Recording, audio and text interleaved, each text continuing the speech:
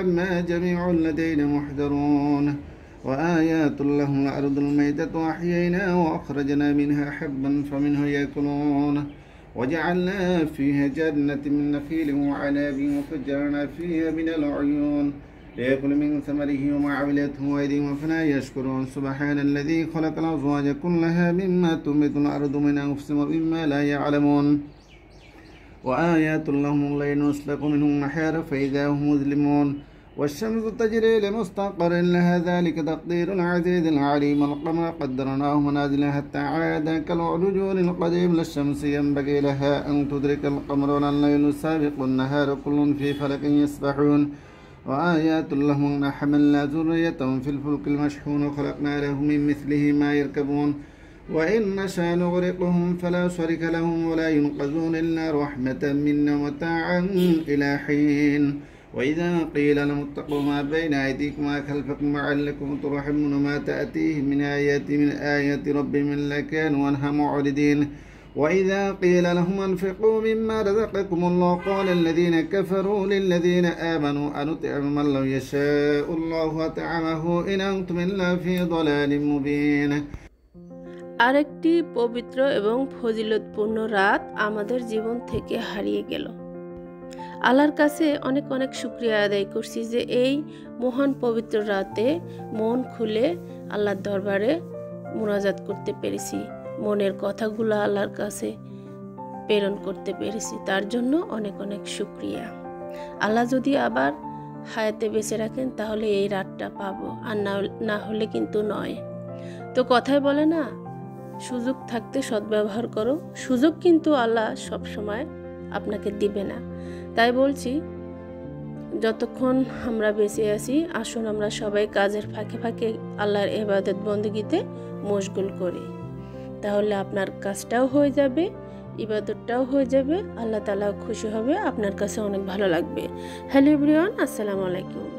আমি BD blogger Swapna বলছি চট্টগ্রাম থেকে। কাছে দূরে দেশ এবং দেশের বাইরে থেকে যে যেখান থেকে আমার এই ব্লগটি দেখছেন, আশা করি আল্লাহর রহমতে আপনারা সবাই ভালো আছেন, সুস্থ আছেন। আলহামদুলিল্লাহ আমরা সবাই ভালো আছি।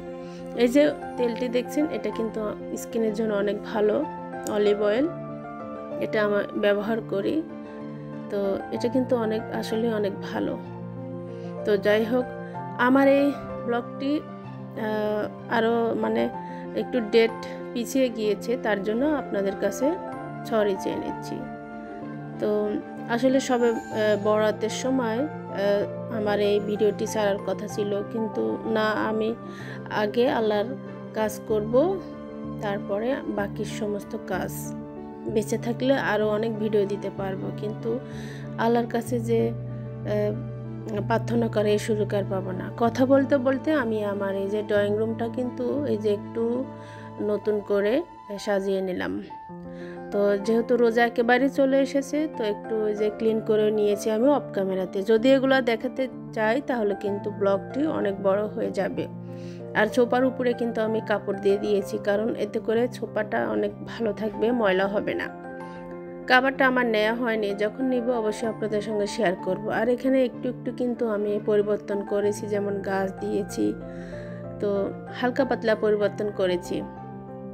জানি না আপনাদের কাছে কেমন লাগছে। এই যে ঘরে থাকা যে আমার পুরাতন ওড়নাগুলো ছিল, ওগুলো ব্যবহার করা হয় না, সেগুলাই কিন্তু আমি আমার এই যে সোফার উপর দিয়ে রেখেছি, যাতে এক্সট্রা কোনো ধুলাবালু না পড়ে। আর এই যে রান্নাঘরের জন্য যে আমি স্ট্যান্ডটা বানিয়েছিলাম, সেটা এখানে আমি আপাতত রেখেছি। যখন রান্নাঘরে সেটিং করব তখন আপনাদের সঙ্গে অবশ্যই শেয়ার করব। আর এখানে কর্নারে কিন্তু ভালোই লাগছে, সিম্পলভাবে সাজিয়েছি, গাছ অ্যাড করে দিয়েছি। তো আমি তো জানি না কে আমার ব্লগ দেখছেন, যে যেখান থেকে আমার ব্লগটি দেখছেন লাইক, কমেন্ট এবং শেয়ার করে দিন। আর প্লিজ ভালো লাগলে সাবস্ক্রাইব করে আমার পাশে থাকবেন।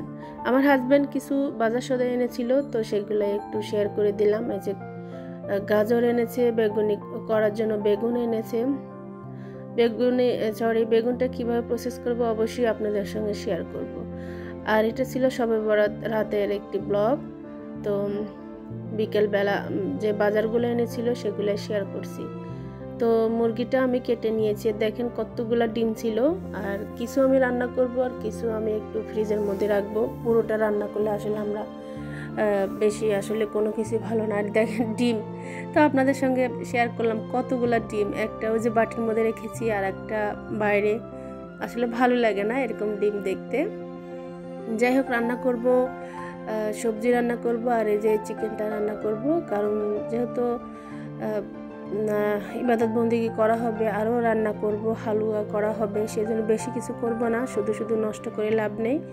আর এই যে রান্নার জন্য যে মশলা সেটাই আমি এখানে নিয়েছি, যেমন জিরা, মিঠে জিরা, দারচিনি, এলাচি নিয়েছি, শুকনো মরিচ নিয়েছি, তারপরে যেগুলো দেখাচ্ছি সেগুলো একটু ভালো করে দেখলেই বোঝা যায়। যাই হোক, তো সবজিটা আমি অফ ক্যামেরাতে করে নিলাম, কারণ যদি সব দেখাই বড় হয়ে যায়, বা একটু দেরি হয়ে গিয়েছিল।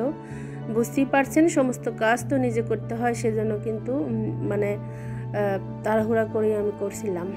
আর এই যে আমার রান্নাটা, সবজি রান্নাটা অলমোস্ট ডান। তো অল্প একটু মাছ দিয়ে করেছি, খুবই মজা হয়েছিল। বেশ কয়েকদিন মাছ খেতে খেতে আর ভালো লাগছিল না, তো মানে শুধু একটু মজা হওয়ার জন্যই মাছটা আমি দিয়েছি। আমার কাছে শুটকি বা ভর্তা এগুলোই ভালো লাগে। তো কাঁচামরিচের ঝালটাও খুবই ভালো লাগে, কেমন জানি মুখটা কেমন হয়ে থাকে, মানে শুধু ঝাল খেতে ইচ্ছে করে। যাই হোক, এখন কথা বলতে বলতে আমি রান্না বান্না করব আর আপনাদের সঙ্গে গল্প করি। তো শবে বরাতের রাত আপনাদের কেমন কেটেছে অবশ্যই আমাকে কমেন্ট করে জানাবেন।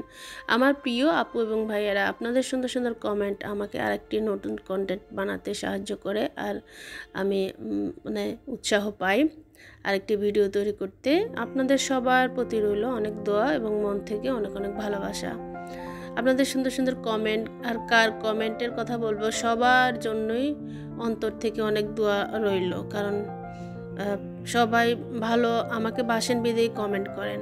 আমিও কিন্তু সবাইকে ভালোবাসা দিব এবং সবার ভিডিওগুলা সময় করে দেখি, কারণ এখানে একে অপরে স্যাক্রিফাইস না হলে কিন্তু হবে না। তো যাই হোক, যারা বুঝেন তো ভালো, তো অনেকে সাবস্ক্রাইব করে উঠে নেন, আসলে অনেক কষ্ট লাগে। তো যাই হোক, এগুলো করবেন না প্লিজ, যে আমার এই ভিডিওটি দেখবেন। আপনারা কে কোথা থেকে দেখছেন, কে কি অবস্থায় আছেন অবশ্যই কিন্তু কমেন্ট করে জানাবেন।